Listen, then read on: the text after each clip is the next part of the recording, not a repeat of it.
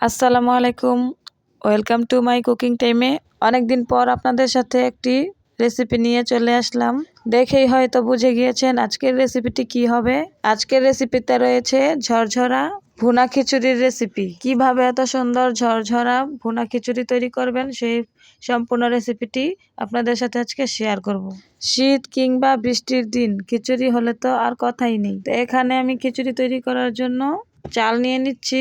আমার রেসিপিটা ফলো করে যদি রান্না করেন তাহলে কিন্তু প্রথম দিনেই আপনি ফলাফল পাবেন খুব ভালো। একদম ঝরঝরে ভুনা খিচুড়ি তৈরি করতে পারবেন। তো এখানে আমি খিচুড়িটা তৈরি করার জন্য 4 কাপ চাল নিয়ে নিয়েছি। ঘরে থাকা চিকন চালটা নিয়ে নিয়েছি এবং 4 কাপ চালের মধ্যে আমি 2 কাপ মশারির ডাল এবং 1 কাপ পরিমাণ মুগ ডাল ব্যবহার করেছি। তো এইখানে চাল আর মশারির ডালটা একসাথে আমি মিশিয়ে নিচ্ছি। এই দুইটা একসাথে আমি ধুয়ে নিব। আর মুগ ডালটা আমি খুব ভালো করে ভেজে নিচ্ছি। মুগ ডালটা খুব ভালো করে ভেজে নিতে হবে, এমনভাবে ভাজতে হবে যাতে করে ভাজতে ভাজতে ডাল থেকে একটা গ্রান বের হবে। তখন বুঝে নেবেন যে ডালটা খুব ভালো করে ভাজা হয়ে গেছে। তো অনেকক্ষণ যাবত আমি ডালটাকে আমি অল্প আঁচে ভেজে নিয়েছি। অবশ্যই ডালটা ভাজার সময় অল্প আঁচে ভেজে নেবেন, নয়তো ডালটা কিন্তু নষ্ট হয়ে যেতে পারে, পুড়ে যেতে পারে। তো এদিকে আমার ডালটা ভাজা হয়ে গেলে আমি পানিতে দিয়ে ডালটাকে ভালো করে ধুয়ে নিচ্ছি।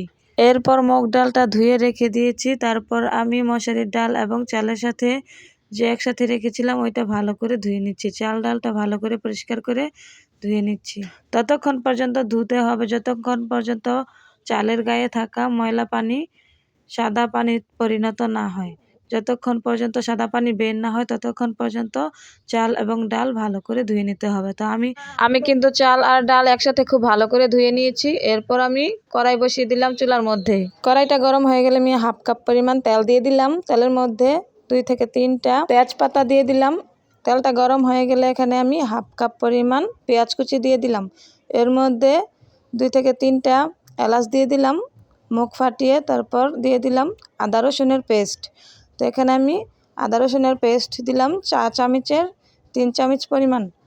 তারপর আমি এই মশলাগুলোকে ভালো করে ভেজে নিচ্ছি। তো কিছুক্ষণ যাবৎ ভেজে নিচ্ছি, লাল লাল করে ভেজে নিয়ে তারপরে এখানে আমি দিয়ে দিচ্ছি হলুদের গুঁড়া, দিয়ে দিচ্ছি মরিচের গুঁড়া। এটা যার যার প্রয়োজন অনুযায়ী দিয়ে দিবেন। তো এখানে স্বাদ অনুযায়ী লবণ দিয়ে দিচ্ছি। তারপর এখানে আমি দিয়ে দিচ্ছি সামান্য একটু গুঁড়া মশলাও দিয়ে দিলাম। গরম মশলা গুঁড়া করা যেটা ছিল তার থেকে একটু দিয়ে দিলাম। তারপর আমি মশলাটাকে ভালো করে কষিয়ে নিচ্ছি। তো এখন আমি ভালো করে নেড়ে চেড়ে মশলাটাকে কষিয়ে নিচ্ছি। তো এদিকে কিন্তু মশলাটা কষাতে কষাতে আমার ডাল চালটা একদম রেডি হয়ে গেছে, পানিটা ঝরে গেছে খুব ভালো করে। তো এখানে কষানো হয়ে গেলে অবশ্যই এটা অল্প আঁচে কষিয়ে নিতে হবে, নাহলে মশলাটা কিন্তু পুড়ে যাওয়ার সম্ভাবনা থাকে। এখন অনেকক্ষণ যাবৎ কষিয়ে নেওয়ার পর এখানে আমি ডাল চাল ধুয়ে রাখা ডাল চালটা এখানে ঢেলে দিচ্ছি। তো এখানে ঢেলে দিয়ে ভালো করে নেড়ে চেড়ে ভেজে নিতে হবে। এখানে একটা জিনিস, এখানে এই ভাজাটা যত পরিমাণ ভালো হবে খিচুড়িটাও কিন্তু তত পরিমাণ ঝরঝরে হবে। এখানে ভাজার পরিমাণটা যত ভালো হবে ততটাই ঝরঝরে হবে। তো এখানে আমি একটু সময় নিয়ে অনেকক্ষণ ধরে ভেজে নিচ্ছি। তো ভালো করে নেড়ে চেড়ে ভেজে নিচ্ছি। তারপরে এখানে আমি দিয়ে দিচ্ছি ধনিয়ার গুঁড়া 1 চামচ পরিমাণ এবং জিরা বাটা 1 চামচ পরিমাণ। তারপর আমি ভালো করে এর সাথে কষিয়ে নিচ্ছি, চাল ডালটাকে ভেজে নিচ্ছি। আপনারা যদি এইভাবে ভুনা খিচুড়ি তৈরি করেন, যারা নতুন তারা কিন্তু একদম পারফেক্টভাবে ঝরঝরে ভুনা খিচুড়ি তৈরি করতে পারবেন। তো এখানে কিন্তু অবশ্যই গরম পানি অ্যাড করবেন। আমি অন্য চুলায় গরম পানি বসিয়ে রেখেছি, বলক উঠে যাওয়া পানি নিয়েছি। এখানে 4 কাপ চাল এবং 3 কাপ ডাল আর 1 কাপ হচ্ছে মুগ ডাল, মোট চাল ডাল মিলে 8 কাপ ছিল। তো এখানে আমি 9 কাপ পরিমাণ পানি দিয়েছি। আপনারা আপনাদের প্রয়োজন অনুযায়ী আরেকটু কম বেশি করে দিতে পারেন। আমি এখানে যেভাবে দিয়েছি একদম ঝরঝরে হয়েছে। আর একটু পানি দিলে হয়তো আরেকটু নরম হতো, কিন্তু এখানে ঝরঝরে ভাবটা খুব বেশি হয়েছে। আপনারা যদি এরকম ঝরঝরে করতে চান তাহলে অবশ্যই 9 কাপ পানি দিবেন। 8 কাপ চাল ডালের মধ্যে 9 কাপ পানি দিবেন, একটু কম বেশি করে দিতে পারেন। তো এইভাবে আমি পানিটা দিয়ে বলক উঠিয়ে তারপরে এখন আমি ঢাকনা দিয়ে ঢেকে দিচ্ছি। তো ঢাকনা দিয়ে ঢেকে দেওয়ার পর তারপর কিছুক্ষণ পর আমি ঢাকনাটা খুলে দেখতেছি পানিটা শুকিয়ে গেছে।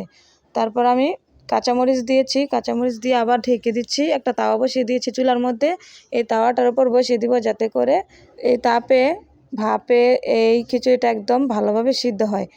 তো অবশ্যই কিন্তু বলক ওঠা গরম পানি দিবেন, তাহলে কিন্তু খিচুড়িটা একদম পারফেক্টভাবে হবে। তো এখন দেখুন আমার খিচুড়ির ফাইনাল লুক কতটা সুন্দর হয়েছে, একদম পারফেক্ট হয়েছে। আমার খিচুড়িটা কিন্তু একদম রেডি, একদম ঝরঝরে খিচুড়িটা হয়েছে। এখন আমি একটু উল্টে দিচ্ছি যাতে করে নিচের সাইডটাও ভালো করে সিদ্ধ হয়ে যায়। তো আমি একটু টিপে দেখছিলাম সিদ্ধ হয়েছে কিনা।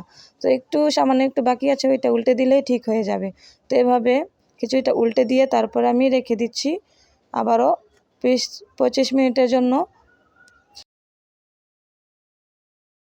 ভালো করে উল্টে পাল্টে তারপর আমি ঢেকে দিয়েছি। 20 থেকে 25 মিনিট পর আমি ফিরে আসলাম। তো দেখুন এখন একদম পারফেক্টভাবে খিচুড়িটা হয়ে গেছে। তো এখন শুধু আমি পরিবেশন করে নিব। তো এখানে আমি খিচুড়িটা পরিবেশন করে নিচ্ছি। আমি এখানে দেশি মুরগির মাংস দিয়ে খিচুড়িটা পরিবেশন করে নিয়েছি। আপনারা চাইলে কিন্তু আচার দিয়ে ওই খিচুড়িটা ট্রাই করতে পারেন। ভুনা খিচুড়ি কিন্তু এভাবেও খাওয়া যায়, খুবই টেস্ট হয়। খিচুড়িটা কিন্তু খেতে অনেক মজা হয়েছে। তো আমি এখানে দেশি মুরগি দিয়ে পরিবেশনটা করে নিলাম। আমার রেসিপিটি কেমন হয়েছে অবশ্যই কমেন্টে জানাবেন। ভালো লাগলে লাইক, কমেন্ট, শেয়ার করতে ভুলবেন না এবং চ্যানেলটি সাবস্ক্রাইব করে পাশে থাকবেন। আবারও দেখা হবে নতুন কোনো রেসিপি নিয়ে আসবো আপনাদের সাথে শেয়ার করার জন্য। আসসালামু আলাইকুম।